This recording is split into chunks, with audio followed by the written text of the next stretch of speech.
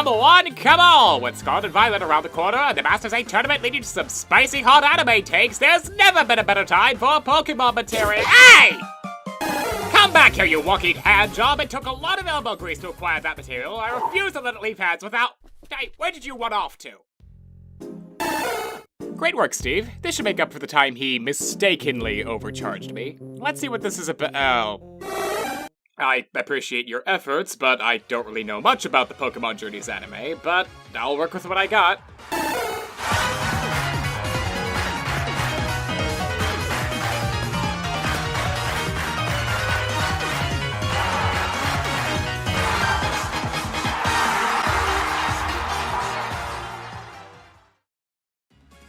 Hello everyone, I somehow managed to get another commentary out in less than a year. Self-deprecation aside, today's commentary is about Pokemon Journeys, or more specifically the Masters 8 tournament, which for those who haven't watched the show, it's basically the final part of the World Coronation Tournament arc, where trainers all around the world compete to see who's the strongest. And surprise surprise, the top 8 finalists were all league or regional champions. And a Poketuber by the name of Mystic Umbreon made a video about what other characters could be in the Masters 8 instead. Though frankly, given the video's thumbnail and title, I wouldn't blame anyone for thinking the whole video was about how most of the current roster shouldn't be there at all, but most of the actual video is a lot more civil than the thumbnail implies. However, I don't want to get ahead of myself, so let's start at the first segment of the video. One character I would immediately cut is Diantha. I'm sorry, she does not need to be here. For one, we have Alon for Kalos representation, and I really like him as a character. Him and Ash have a history with each other, a very personal history. Not to mention in the games, Diantha gets steamrolled easily. I don't think I'm the only one who feels this way about her. Just because her fight was easy in the games, that doesn't mean she doesn't deserve to be in the top 8 in the anime, since those are two different continuities. And in the anime, she's proven to be a powerful trainer with her Mega Gardevoir, since she helped Ash and friends take on Team Flare and the Megalith Lysander is using to rebuild the world. I can understand feeling that Kalos is a little overrepresented, but that doesn't mean she shouldn't be here because of how she was like in the games. A character I think that could replace her is one that has not been mentioned once in the Pokemon anime. Mustard is a previous champion of the Galar region who was undefeated for 18 years, who appeared in the Isle of Armor DLC for Pokemon Sword and Shield. He gave Leon his Charizard and was his master. In Journeys, we have no history as to why Leon became number 1. Though I have my set of issues with that, if Journeys touched up as to how he reached that place, there would be no more issues. For now, my reasoning for how he got the number 1 is Galar, new generation, and plot convenience. Or it's because he's also a really good trainer. Remember, he was shown to be able to beat other champions before, as evidenced by Clash of Titans, where the previous Masters 8 Tournament finals were Leon versus Lance. And surprise surprise, the former won. Sure, the current generation likely plays a part in why he's hyped up so much, but it's not entirely plot convenience, since he was shown to be more than just a competent champion. Even then, you're on about how there's no history for why Leon's number 1. When we were younger, I was the one who taught Leon about Pokemon battles. And before I knew it, he had become the champion. He discovered me as a young trainer and helped me get to where I am now, and I owe him a lot. Sonia outright explains that she was the person who taught Leon the basics of Pokemon battling, and that they were rivals who built each other up until Leon eventually surpassed her. Then, Chairman Rose sponsored Leon, which led him to fighting more high-profile battles, which is how Leon earned the reputation he has today. We don't need another detail tacked onto that. Leon should for sure be in the top 5 at the very least, but number 1, I think, is a stretch. However, the perfect way to justify his number 1 placement is by introducing Mustard to the Pokemon anime. There could be a few episodes in which Mustard can lay out his experiences with Leon and perhaps touch up on the history of how he got to this number 1 spot. Do we really need more reasons to justify why he's number 1? He won the last tournament by beating Lan, so he's clearly more than on par with other champions. But even if we needed another reason to justify being number 1, we don't need Mustard to be in the Masters 8 for that to happen.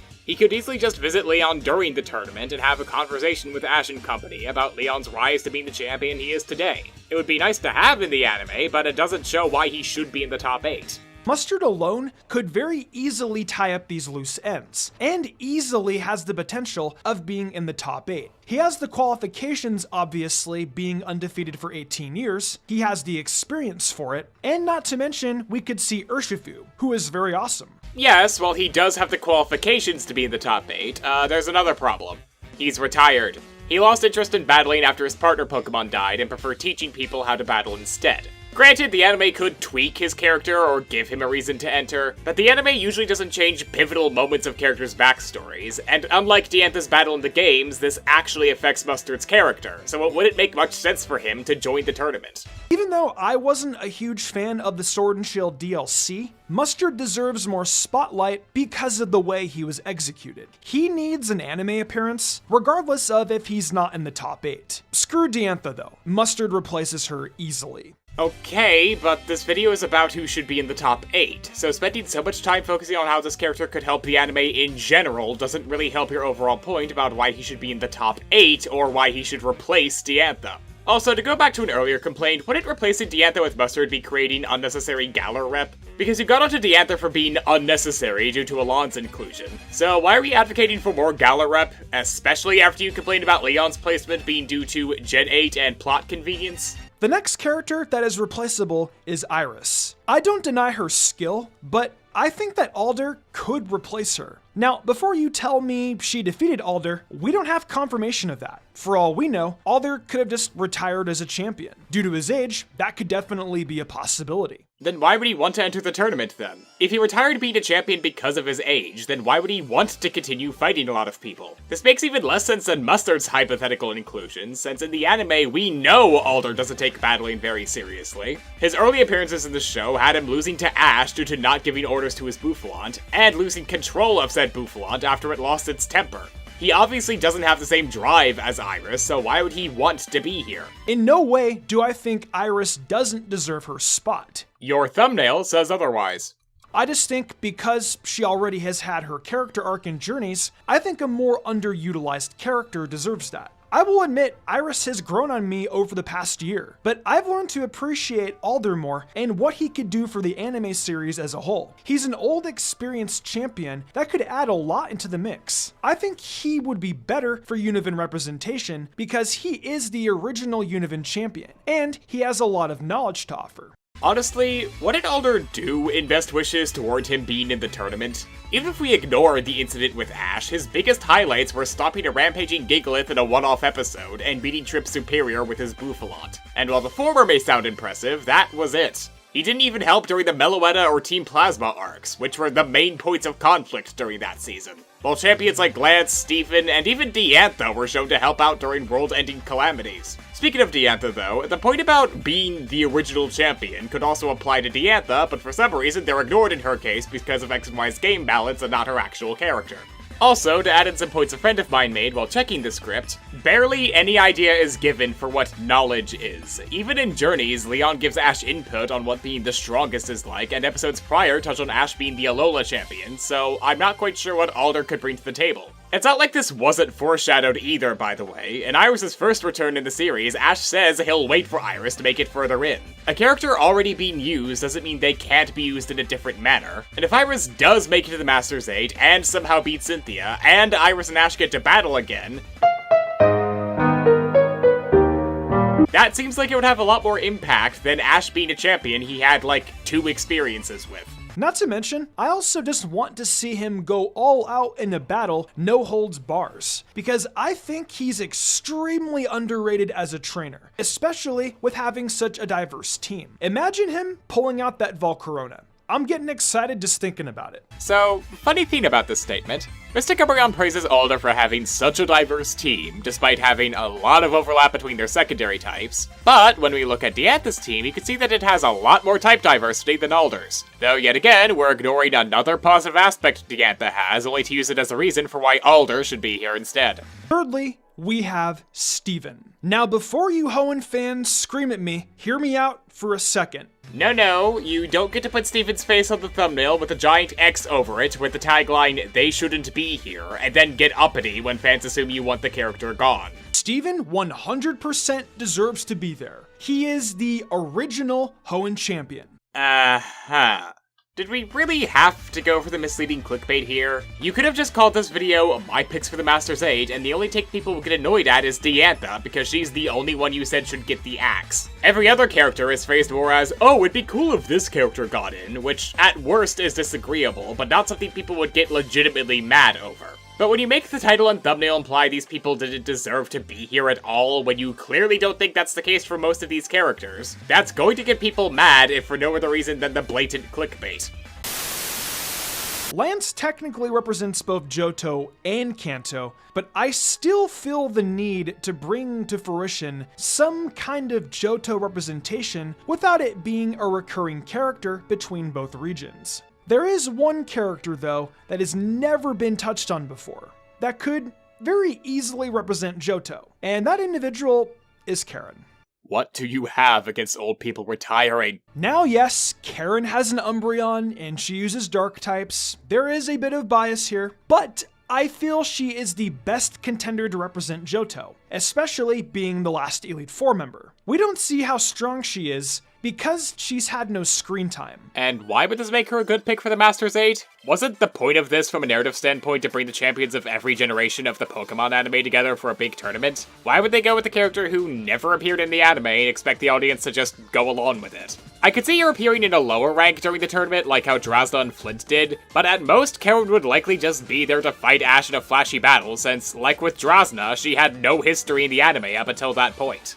But she is an Elite Four level trainer, and the last one the player faces. So she is strong at the very least. Karen also has one of the most iconic quotes in the entire franchise. And to be honest, she could have made a huge impact on Ash's development as a character. I think Karen is an extremely underused character and has a lot of potential to bring forth to the anime. How so? Oh, we're just not going to explain how she could have influenced Ash's character and just leave the point at that. Lovely. Mind you, literally the only thing we know about her personality from the games is that quote. And given how Ash traveled around with unevolved Pokemon like Pikachu, Totodile, Bulbasaur, and Cyndaquil for most of the Johto season, I don't think the bonds are more important than strength quote would impact him that much. And since you don't explain your reasoning, I don't really see how she would have added much aside from, wow, an Elite Four member! In terms of a character she could replace, honestly, I would say Alon. And before you scream at me, I have my reasons for doing this, outside of just personal bias for her. I'm just gonna keep this brief. If Alon's Charizard X does not go up against Ash's Greninja, he is just taking up space. This rematch between Zard X and Ash Greninja needs to happen. This needs to be tied up and wrapped up. We have too much Charizard representation already, and the only way I see Alon being justified is if Ash Greninja and Zard X settle the score. Didn't you say earlier that you were fine with Alon's inclusion because he and Ash had history, and now you want him gone to make way for a character with zero history with Ash? You've given us no reason for why Karen should be in the spot aside from Johto rep, strong trainer, and potential that you don't go into detail about. And yet Alon, who has the last two qualities as well, is just wasted space if he doesn't get a fanservice-y rematch with Ash. Mind you, that's ignoring how with Diantha and Alon getting cut, there would be no Kalos rep, which would be a problem with the Masters 8 conceptually, since the World Tournament is now missing one section of the world. I don't deny Alon's skill, and I do believe he is top 8 material. But the only way I believe he should be here is if Charizard X and Ash Greninja fight each other and duke it out. That's it. Given how Alon's character in the XYZ anime was based around him wanting to fight Mega Pokemon to see their potential, him being exposed to different methods of fighting such as Dynamaxing and Z-moves could lead to him expanding his horizons and lead him to fight and research different Pokemon. Now granted, given how his fight with Leon turned out recently, there is a possibility this won't be explored and that he's just here to get jobbed for Leon. However, my point still stands that there's more potential things you can do with Alon's character than just have him be the guy who beat Ash with a Mega Charizard. After this, he goes into his outro, and I don't really have much to say about that, or any final thoughts for that matter, so thank you all for watching, and I hope you all enjoyed the video.